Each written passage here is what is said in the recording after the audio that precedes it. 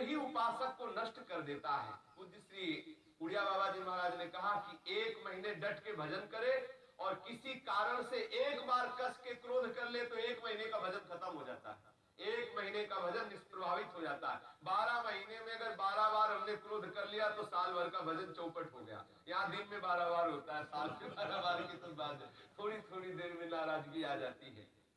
क्रोध भगवत प्राप्ति के मार्ग में बहुत बड़ी बाधक वस्तु है। तुम जान लो ये क्रोध तुम्हारी अवनति का मूल कारण है। जो अपने आते हुए क्रोध को रोक लेता है उसको निश्चित भगवत प्राप्ति होती है। जो मनुष्य, जो उपासक अपने क्रोध के वेग को नहीं सहन कर पाता वो भयंकर से भयंकर कुकर्म करके विनाशकारी स्थिति को प्राप्त हो जाता है। इस जगत में क्रोध के कारण लोगों का नाश होता देखा गया है। इसलिए उपासक को कभी किसी पर क्रोध नहीं करना चाहिए। क्रोधी मनुष्य भयंकर से भयंकर पाप कर सकता है। क्रोध के वशीभूत उपासक अपने गुरुजनों की हत्या भी कर सकता है। क्रोध से भरा हुआ पुरुष कठोर वाणी के द्वारा अपने गुरुदेव की अवहेलना भी कर सकता है। क्रोध बड़े से बड़े सम्माननीय का अपमान भी करा देता है, ऐसा हमने देखा है। क्रोधवश अपने अवध्य गुरुजनों की भी हत्या कर सकता है जो क्रोधी जन है। बोले क्रुद्धा पापम नरः कुर्यात् क्रुद्धो हन्यात् गुरुनपि क्रुद्धा पुरुषया वाचा श्रेयसोपे मन्यते। इसलिए हे भाई, उपासक को कभी भी किसी भी स्थिति में क्रोध नहीं करना चाहिए। क्रोधी कोई भी गंदा से गंदा कार्य कर सकता है। क्रोधवश अवध्य पुरुषों की हत्या कर सकता है। क्रोधवश मानो न जाने क्या क्या कर सकता है। इन दोषों को देखते हुए जब उपासक के हृदय में क्रोध प्रकट हो तो तत्काल मौन हो जाए और वहां से हट जाए। जिस जगह से क्रोध प्रकट हो रहा है चुपचाप सह जाए। क्रोध सहने में ही कल्याण है। क्रोध आएगा तो हमारे हृदय को जलाएगा और जो उस क्रोध की जलन को सह जाएगा वो पवित्र हो जाएगा, वो भगवान का प्यारा बन जाएगा।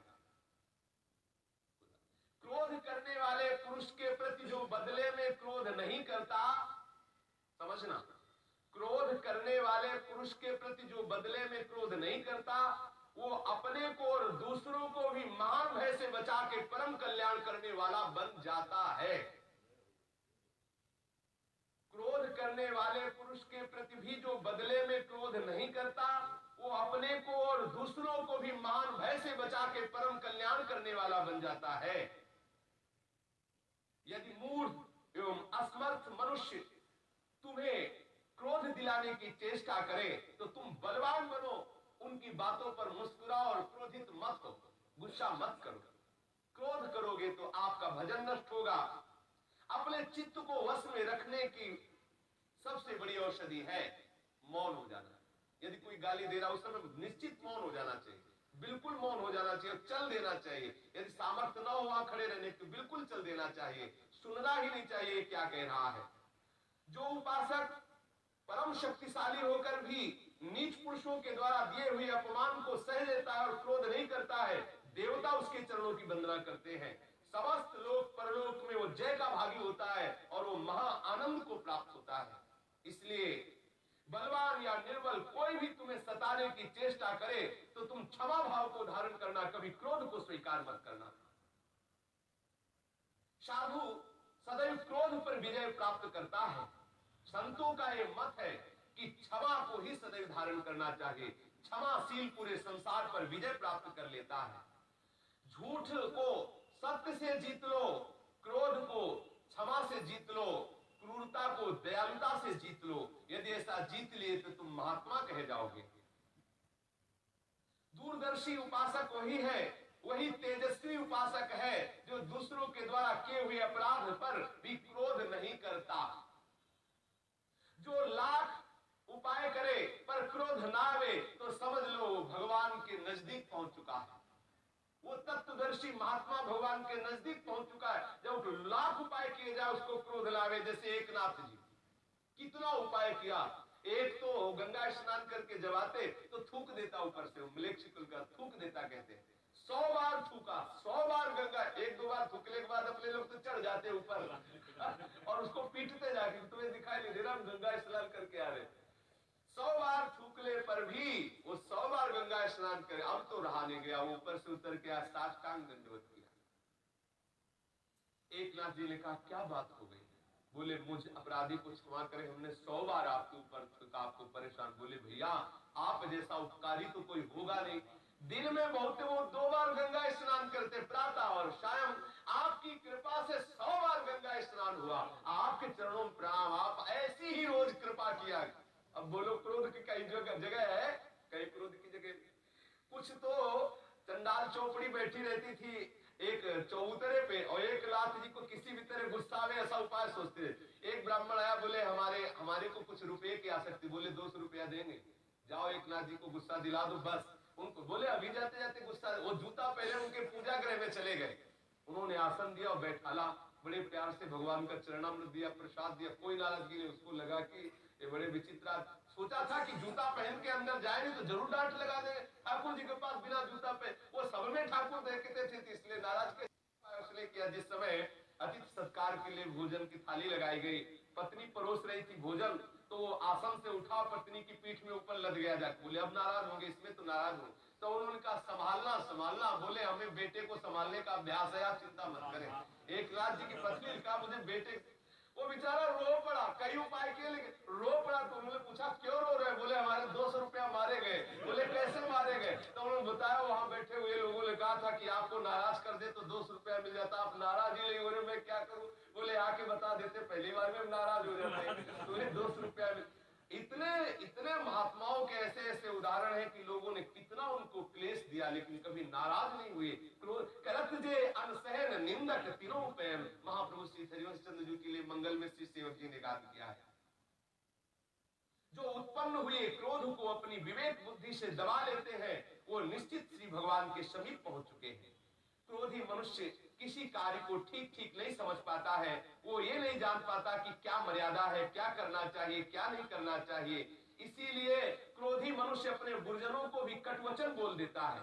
क्रुद्धो गुरून क्रुद्धस तुदत्यपि, बोले हंत्यवध्यानपि क्रुद्धो, क्रोधित होकर के गुरुओं की हत्या कर देना, गुरुजनों को कठोर वचन बोल देना, गुरुजनों को पीड़ा पहुंचाना। इसलिए उपासक को सदैव इस क्रोध रूपी दुश्मन से निपटना चाहिए, क्षमा रूपी अस्त्र से।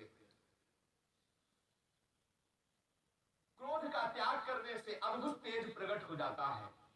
क्रोधी पुरुष कभी भी अपने भजन को संचय नहीं कर सकता, भजन का संचय नहीं कर सकता, उसका तेज नष्ट हो जाता है, वो महान दुष्ट क्लेश से युक्त हो जाता है जो क्रोधी होता है।